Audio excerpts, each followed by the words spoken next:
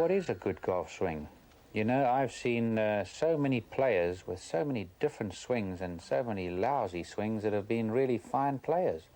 I mean, if you take three guys, if you take, say, Jack Nicklaus, and then you take Sam Snead, and you take Arnold Palmer, and you take a man like Lee Trevino, I mean, they've all got completely different swings. Who's to say what is the best swing? What is the right swing? I think a good swing is a swing that is repetitive, that it's repeating. You can repeat it, whether it's good or bad, as long as you can repeat it and you have the confidence under pressure. I've known Gary for a long time. I knew him at 17 years of age, and I suppose he's shown for me more courage on a golf course than anyone else. Well, I don't say this just because to us Gary's a foreigner, because I consider him a friend of mine, but he's probably the worst golfer who ever won that many major championships. Gary Player is. He falls down every time he hits the ball, but you can't take one thing away from him. He's the greatest competitor of all of them. If he didn't try hard, he'd never win, and he wins because he tries, and he tries just as hard when he shoots 77 as he does when he shoots 67. He also flies more miles than anybody else, and has played more golf in more parts of the world than anybody else. So I have great admiration for him.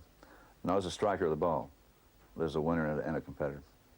Gary, when you set off to tackle the big wide world of golf back in, I think, 1956, what were your ambitions at that point, at the very start of your career?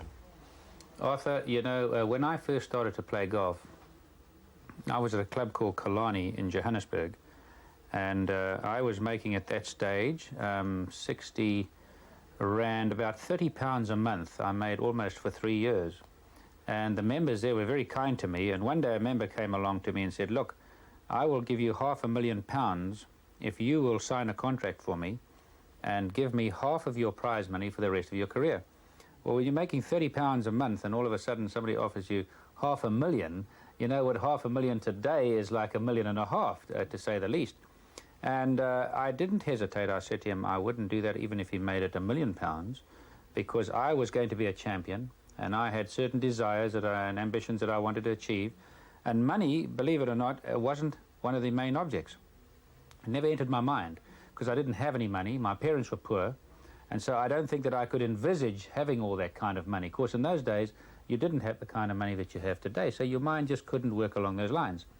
But I had ambitions that I wanted to, you know, I'd read about the Grand Slam of golf, and I wanted to win the Grand Slam of golf, and I wanted to be the leading money winner in America, and also I'd always read about the Harry Varden Trophy, of course, and I'd read about that, and I feel that the money is not an indication today. Many people look at the scorings and how the pros are doing, and they say, well, he's won so much money. So money, I didn't feel was the most important thing, although I wanted to be leading money winner on the circuit and also the Harry Varden Trophy. So it was a combination of really 6 things, which I did before I was 30 years of age. And I was the first modern-day player, which very few people realize, the first modern-day player to win the Grand Slam. And so join illustrious names like Ben Hogan and Gene Sarazen, and something that is that I will cherish for the rest of my life, particularly today when I play in the British Open and go out and shoot 77 in that rain and just play awfully badly.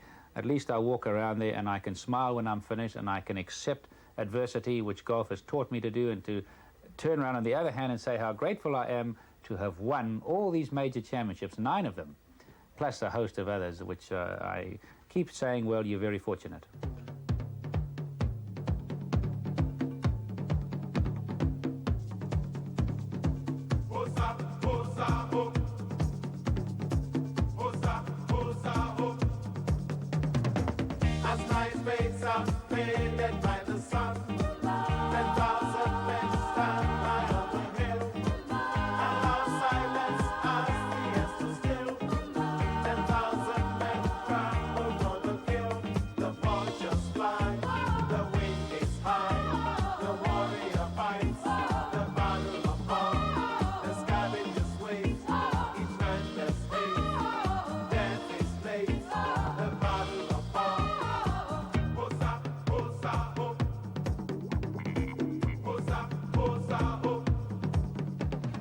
Point in the early stages of your career, back in the late 50s, before you won a major, when you were tempted to say, I've had enough, I don't think I'm going to do it. The ambition was there, but I'm not doing very well. I think I'll chuck it and go home. Was there a point that you Before I won a major? Yes. Oh, never.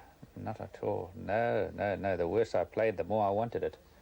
And no, that never entered my mind at all. Never entered my mind. At the latter stages of my career, yes, that has occurred to me. Even right now, sometimes I think, well, you know, I've won everything I wanted to win. And, you know, sometimes you sit back and a fellow wins one British Open and he lives in glory for the rest of his life on one British Open. Well, if you look at my record, I've really got a pretty good record. And but I'm not complacent about it. But sometimes I think, and I must tell you that I love thoroughbred racehorses more than golf today. And I prefer farming today more than golf. Although I still love golf, very grateful for it, but my great happiness is being with the thoroughbred racehorses on my farm with my family. That's my ultimate happiness, more so than walking down the 18th hole winning the British Open now. What are you thinking of at the start of a major championship? I don't know if you can just pinpoint it down, and I really don't know if you've got enough film here for us to discuss this. But I think it's a matter of training over 20, 25 years. It's not something you can just sit down and talk about. It's something that you write a book about, how you prepare your mind, and this is what great athletes do. They definitely prepare their minds better than the average player. There's no question. I mean, I don't think there's any difference if you go and watch Mr. Jones playing out there, hitting the ball. He hits it as well as I do, but it's not hitting the ball well that wins major championships only. So it is a matter of preparation in the mind. It's a matter of doing things slower, accepting things in adversity, keeping cool, you know, when things are going badly, course management, knowing when to play a certain type of shot. I mean, the best I've seen at that is Jack Nicklaus. Best I've ever seen. He has got great course management.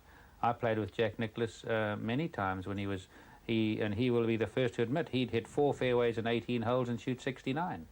In fact, at the PGA one year, every night we had dinner, he was on the other side of the room. I said, how many? And he'd put up his hand 4, 3, 5 fairways he'd hit, and yet he won the tournament in a long rough. So, you know, it's not hitting the fairways and hitting the greens that just win championships. It's definitely above the shoulders that win major championships. I think it was John Jacobs who talked about the fifth wood indicating his head. Well, that's a good point. What has been the motivating force for you, Gary? Because you get to the top, you win things, you make a lot of money, and yet you've managed to keep on going. What has motivated you to want to stay at the top for such a long time? Well, I think, Arthur, the fact that I practiced so hard as a youngster. I think that I practiced so hard, and I think that, you know, I had nothing, you know, and I lost my mother when I was 8 years of age, and every time one of my children have reached the age of 8, I've looked at them and said, now, gee, is this the age that you lost your mother at? And I think that I think you're born with determination, but X amount. You've got to cultivate the rest, and I think I cultivated it and practiced so hard and was so dedicated, it's become like a drug. It becomes like a drug. You just keep going, and then you make a lot of friends traveling around the world, which I have. It's been a great education to me. I've traveled more than any athlete that ever lived. And what an education. And it teaches you things that are correct and incorrect. And it's a great education. I'll come back to that. I would much rather have the education that I've gathered through traveling than a university degree and never having traveled. So, not to say I'm correct, but that's just my opinion. And yet you've always been the visitor, you've always been the challenger from overseas, whether you've been playing in Europe or even more significantly in the United States, haven't you? So you've always started one down virtually in these places, haven't you? Yes, it's been very difficult for me too, living so far away, to have to travel to these places and try and compete. I've really had to compete almost with one hand behind the back. I mean, you know, I feel if we'd had the circuit in South Africa and let Arnold Palmer and Jack Nicklaus and all these fellas have to travel over there all the time, I'd love to have played them under those conditions. You follow? Yes. But I've had to do it the other way around, be away from home. Also, small in stature has been something that maybe has driven me along and given me that desire to try and prove to little men that, you know, that you don't have to be a big towering giant to do well in life. Maybe that has been encouraging to some short people and to some young people. After all, we like to win tournaments, we like to win a lot of money, we like to have fame, we like to make friends, we like to travel, get the education, but at the same time, I think that every champion, deep in his heart, likes to contribute some way or other, whether it's signing an autograph for some old lady or just holding her hand and giving her a little squeeze. We like to do something in life more than just win golf tournaments. On the 18th, there's out of bounds to the right, and Gary won't have any part of that. He aims the ball near the bunkers on the left, but hooks it into the trees.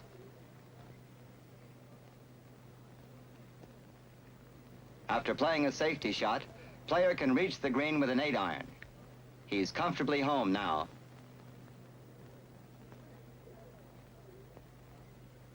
Nagel's out of it. He couldn't make a putt after the second hole, and player gave away nothing until the very end. Player carefully brings it up close. In 1962, when I was in contention for the Open at Oakmont, I told Mr. Dyer during the last round that if I ever did win the Open, I'd be so grateful that I would give my prize money back to charity. You know, the people in America have been so nice to me, and of course golf is a great game and it's been very wonderful to me as well, that I wanted to do something to show my gratitude. Well, now that I've won the Open, I'm telling Mr. Dyer I will turn the money back to the USGA. I've decided to take 5,000 of it and donate it to the Cancer Relief Fund. You know, this cancer is a terrible disease and we must all try and do our duty to conquer it. And besides that, my mother died of cancer when I was 8 years of age. The remaining $20,000 to be used for junior golf. They're going to be our future champions, not only at golf, but in any walk of life. And so I gave the check back. As a young man, he had a terrible golf swing. He always had the right temperament. He was completely dedicated. You knew he was going to go to the top, and yet he had a golf swing somewhere around here. He managed to win golf tournaments from there, but he determined to change his swing. And all in 6 months, he got it from here into a very orthodox position, rather long, tends to just get a bit soft at the top, but a very good golf swing. And suddenly, he's won great tournaments, and he's alongside Arnold Palmer, Jack Nicklaus. And they're leaving him 20 yards from the tee. So now he decided to get really fit and strong, which we all know he's done, and he's still a physical fitness. Fian still runs. I passed him running up the stairs only last evening, as a matter of fact. So he got A, temperament, B, he developed a great golf swing, C, he made himself strong. To what extent have you been dedicated to physical fitness and over the years, proper diet, the right way to live? You've always been very enthusiastic about that, I think. Yes, I have, Arthur. If you want to give it if you want to give it a rating as far as percentages are concerned, I would say that I've been a 70%er. If I had my life over again, I'd strive for the 90 to the 100%. But of course, you know, the ideal golfing, and just to diverse for a minute, the ideal golfing machine is a man who has the body of a 20-year-old with a 50-year-old head. See, that's the ideal. But really, I mean, as far as my diet's concerned, I would say I've been a 70%er. I've a very sweet tooth, and I really don't believe in sugar, and I don't believe in white bread and tea and coffee. Things like, I don't drink tea and I don't drink coffee. For example, I carry a tea with me from South Africa that's called Red Bush. It has no caffeine or tannin in, which is an important thing for your nerves if you're going to last a long time. And, you know, I've watched my diet, I would say, pretty well. Not as well as I should have. I have been a very good sleeper, a champion sleeper. And that's been a great help to me. I can get on aeroplanes and I can sleep all the way. And sometimes the air hostess looks down and the lady knitting a little jersey there says, I think this young man is dead. And when she comes along, she assures the old lady that I'm not. But sometimes I'm sitting with a fellow next to me in the aeroplane and I say, would you like these seats? He says, I'd love them. Where are you going? I said, on the floor. He says, what a champion. I'd love to have you with me wherever I travel. And I'm on the floor and he's got the seats and he's very happy. But no, I think sleeping has been very good. I think exercises, again, I'd come back to a 70%er. I've trained pretty well. I still do today. But the human being now has changed so much. You see all records and all sports are being broken. Anybody who says they were as good yesteryear as they are today is a dreamer. And today they train, they go through the pain barrier. I have never really gone through the pain barrier in training. I have in practicing, but not in training. And I had to start again. I would go through the pain barrier and the physical fitness angle as well. You mentioned the ability to sleep. What's it like for you the night before the last round of a big championship when you know that you have a good chance of winning? No different to when I'm on my farm listening to the birds chirp. It makes no difference to me. I can sleep 10 hours any night of my life. When I've been leading the British Open the last time I won, I was leading all the way from start to finish. And when I had I think the last day I teed off at about 2:30, I went to bed at about 10 o'clock, woke up at 9 o'clock, which is 11 hours sleep. And then I had something to eat, and I did a few letters, and I slept another hour and a half or something. So I'm very fortunate that way that I really can sleep, which is a blessing. And one Australian Open one year, I'll never forget, Jack Nicklaus and I were playing. We were rooming next door to each other, and the first day I shot 62 and he shot 66. And we were going back to the hotel. He said, a lot of the players call me Laddie. I don't know, they always have an English accent, and wherever in America they call me Laddie. And anyway, he said to me, Laddie, how can I shoot 66 and be 4 behind? I said, well, it's easy. That's what happened. He says, well, anyway, tomorrow I'm going to catch you. I shot 70 the next day, and he shot 63. And going back that day, I said to him, Jack, I said, how is it possible, you big ugly bear? I said, it's not possible for you to go doing this to me. I said, I had 62 and a 70, and now I'm trailing you. I said, not only am I trailing you, but I'm trailing you by a good number of strokes. I said, but tomorrow I'm going to get you. And you know, I went out the next day and shot 62 again. And that day, his caddy came across to me when I was playing the 10th hole, and he was going down about the 14th, and his caddy said, how are you doing? And I said, well, I'm 10 under. He says, for the tournament? I said, no, for today. I was 10 under after 10 holes. With his caddy, you'd think lightning hit him. But we've had, Jack and I and Arnold, and have had a lot of fun throughout the years. It's really been great knowing them and travelling with them.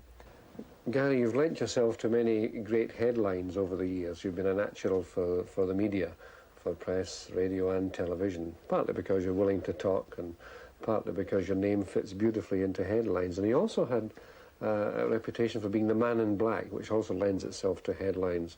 Was this something that you deliberately cultivated over the years, the black gear on the course? Well, first of all, let me answer your first question, and that is to say that you say, basically you're saying I'm a pressman's delight, really, because I always give them something to write about. Well, I think that's very important, and I mean, you know, it would be a miserable day for the press if every golfer went into the press den and said, well, I hit a drive and a 7-iron on the first and 2-putted the second hole. I hit a nice drive. I played very well here, and then thank you very much, and went out. I mean, you know, it wouldn't give you guys much to write about and wouldn't entertain the public. I think that golfers, like all athletes, have got to be entertainers as well as just performers. I mean, this is what makes the world go round. This is what brings people out to this tournament. That's why you have over 100,000 people, because you're having personalities now. And too many young people in America play the same way. They've all got blonde hair, they all have the same swings, and they walk around like robots. And that is why the television ratings in America are going down and down and down. And so you've got to have different types of personalities. That's why I think a man like Nastase for tennis is great. I would rather watch Nastase than Borg, because I have great respect for Borg. I mean, the greatest tennis player that ever lived. But when I watch Nastase, man, this guy's got some personality. Borg is like a machine, and he plays like a machine, and it's great, and I admire him, but not to the extent that I would enjoy watching a guy like Nastase. Now, look at Muhammad Ali. He's made boxing. He's kept it alive. Boxing was down and gone until Muhammad Ali came around and really revived it. And so I think it's important to be able to speak well, have little gimmicks. Arnold Palmer has the umbrella, and he has that flashing follow-through and things like that. Jack Nicklaus, the Golden Bear. I've worn black, and they've called me the Black Knight of the fairways. At home, all the caddies, whenever they see me, they wave to me and they say, the Black Knight, you know. And so it's been a little gimmick, of course, certainly. And I've made some pretty good money with clothing contracts because people realize that I've taken interest in my clothing. One year I was walking along in America and I happened to be eating bananas. It just so happened every time on television, under pressure, I was on the banana kick and I'd have this banana instead of all this candy. And the United Fruit Company said, hey, here's a man who loves bananas. And so they signed me up for the United Fruit Company and did a lot of public relations days for them. So, you know, you've got to have some gimmicks and some ideas and just not be a robot out there. So you're really quite happy. It doesn't affect you how you play. You're not superstitious, for example, or are you? No, not at all. In fact, one year at St Andrews, can you believe it? I mean, you know, today it's the style, but in those days it had never been done. I wore pants at St Andrews, you know, the holy ground, on one leg black and one leg white. And I can always remember the people, these old fogies sitting in the clubhouse. I was only 10 yards away from them, and every one of them had their binoculars on me. They said, this is impossible, this wee laddie. This is absolute murder. James Braid would turn in his grave if he saw this man. And, you know, there we are. I did it, and the one man on the other side, and I went to Fort Worth, Texas, and I was on the green, And the one fella said, that was a good-looking pair of black pants you had on. The guy said, they weren't black, they were white. So he was sitting this side, and this guy was sitting this side, you see. But today, John O'Leary comes out and does it, and nobody even looks twice because it's the style, you know. Today they nix these tones up. But no, these are all little things that make it interesting and make it a great game. Yes. I suspect, Gary, that you will miss that part of golf alone, golf away from the golf course, when the time comes for you to call a halt to your career. Will you miss the ballyhoo, the press tent interviews? Will you miss all that when the time comes? No, I won't miss the press tent, and I won't miss the autographs, like many people say I will. I am delighted to do autographs, and this is what I said, we've got to contribute, and I've given a lot of people pleasure with the autographs, and I've loved it, but I won't miss it at the end. I will not miss it at the end because I think I've been very wise in that I've prepared for the future. Now, of course, you can walk outside and get knocked over by a truck, but in the meantime, I've seen, and I've been very fortunate to see so many athletes that have retired and tried to make comebacks. And they've been enjoying their lives while they're doing well, but they haven't prepared for the future like the little old beaver. And so I've prepared very well, and today I could stop playing golf tomorrow, and I could go to my farm, and I'd be with my thoroughbred racehorses, and I'd be working on the farm and enjoying the racing. And let me tell you, horse racing is more exciting than golf, because I've had a taste of both. And if you speak to somebody who really knows about horse racing, they'll explain to you. And so I am very lucky that the day I say, well, that's it, and I'll know when that day comes, although, of course, now they've got senior tournaments in America, and I'll be a senior in 5 years' time, and if I keep myself in the condition that I am, I might have to take a wheelbarrow around to pick up that cash, because they've got a lot of $50,000 first prizes. Whether I'll play golf as a senior, I don't know, because I really love farming and love these race horses, and so no, I won't miss all that. That's at the moment I say that. Maybe I will, but I don't think so, because I will have had my share, more than my share, and you cannot be too greedy in life.